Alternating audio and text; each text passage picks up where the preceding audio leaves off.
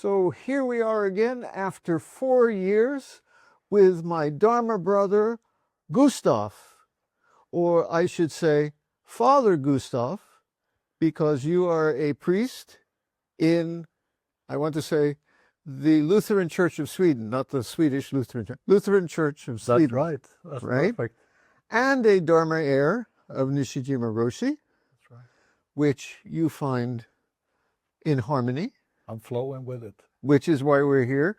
And I want to say, brother, after 4 years, so good to see you. What brings you to Japan this time? Good to see you too. Well, I'm meeting friends. I'm going for a retreat next week, and the main reason was the week after that we're going with a few Buddhist groups into religious dialogue on suicide prevention. The weekend. Very important. So and you're working with the famous Japanese priest who he's known, he has a poor heart, but he has given his life. He's a Rinzai priest to helping people with suicide. Venerable Itetsu Nemoto, right? Yes. Yes. So we're going to meet him and a few other priests at different temples to see how they're working with this issue. Okay. Now, let's get right in it, because this is what I discussed last time you were here. But as you know, people tell me all the time, you cannot be Christian and practice Zen Buddhism. It's impossible. I bet you didn't know this. I didn't know. Now you know. Now I know, yeah. So how do you do it? Well, I take a cushion, a zafu, and a zabuton, and then I sit down, and the silence is strikingly similar in the church as in the temple, and my breathing is strikingly similar, and my thoughts, they pop up in similar ways in the church as in the temple or in the dojo. That's pretty much how I do it. But then also I have respect, and I know that there are of course differences in How do you handle those? Well, like, for example, rebirth or some things, I'm sure a little bit may not fit exactly. Yeah. How do you handle it? Well, when I first started practicing Zazen, I was seeking my home, basically. I was not sure where I would end up, either in my work life or spiritually or religiously. Strange enough, the practice somehow encouraged me or helped me to reconnect with the church. I found other ways to approach or relate to the words, the forms, the services. I appreciate more now. Jesus says, he doesn't say you have to understand everything correctly, but he says, come and see. And I like that approach. Sounds like a koan. Yeah. So I with the approaches and the practice from Zazen, it opened up new ways for me to reconnect with the church. So, but I kept practicing and kept good friends that I'm happy to stay in touch with. So I found my home in the church, but I wouldn't have done so, I think, in the same way without Zazen. When people come to me and they say, this, you can't be Christian, I say two things. First off, I think your childhood baggage, your childhood experience, you're still carrying it, put it down. I say that. And the other thing is the heart is boundless. The differences are created between the ears. Usually, yeah. And of course, I'm the first to agree that, of course, it's not exactly the same things in these traditions, of course, and we can be happy and enjoy our homes. Mm-hmm. We can enjoy being at home in the church or in a temple, but while being completely at home in our homes, we can appreciate other homes and learn from other homes and share meals at other homes and sit together silently. It's not like Buddhism. Of course, all Buddhists agree with all other Buddhists, right? Right. And even all Nishijima Roshi's heirs, we all same, and we all agree on everything, right? No difference in opinions. You have any good memories or story about Nishijima that comes to mind real quick? Yeah. I many, and one of them about different opinions. Sometimes there were people in the dojo where he practiced, where he was teaching, that didn't behave well. Oh, And I remember these two people who stayed there, and they did not follow the rules. They disturbed somehow the things going on there. So that was a problem. And Nishijima Roshi, he explained at breakfast that he was considering to offer them freedom from our group. Isn't that oh, and be beautiful? free. So they were offered freedom from the group.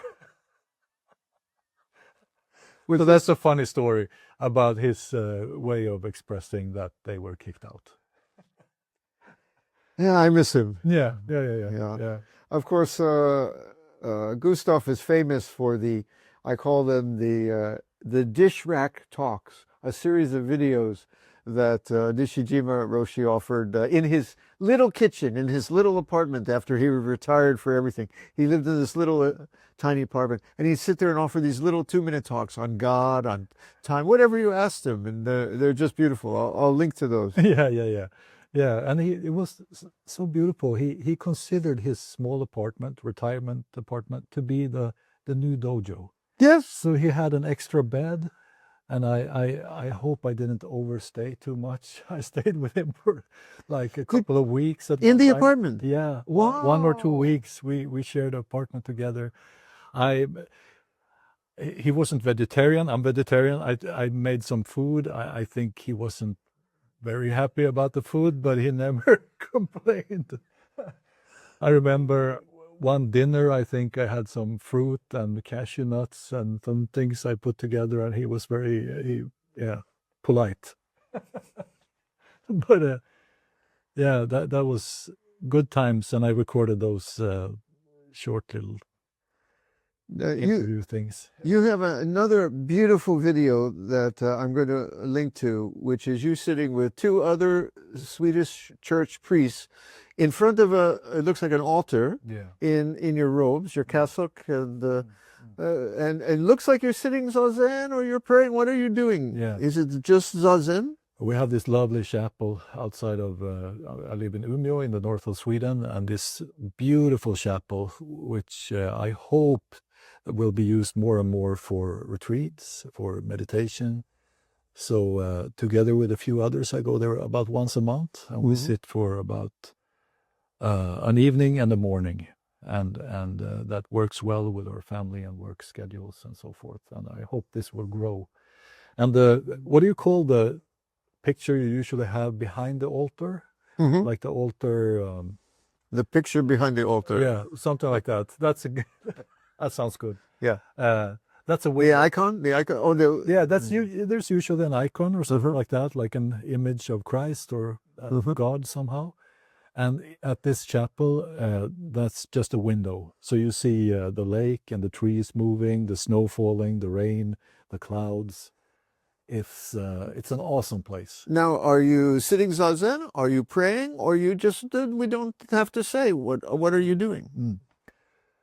I pray and I sit Zazen.